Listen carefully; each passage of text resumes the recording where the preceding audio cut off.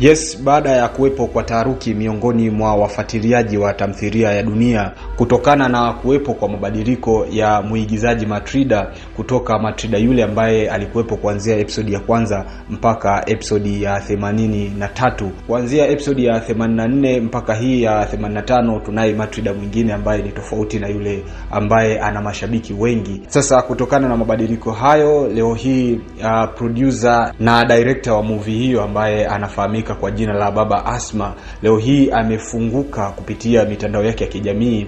Amefunguka na kuthibitisha kwamba Matilda anasumbuliwa na maradhi, na kwa mujibu wa madaktari wake wameshauri kwamba akae nje ya uigizaji takriban miezi 5.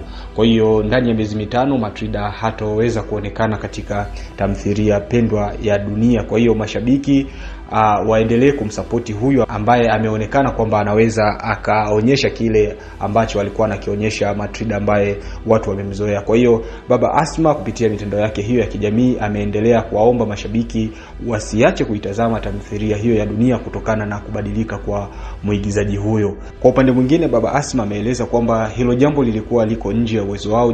Wamejaribu kupambania kuona namna gani ambavyo Matilda anaweza akarudi na akapata nafuu haraka ili arudi kuungana na waigizaji wengine ili kuhakikisha mashabiki wa Dunia wanapata kile ambacho wanachostahili.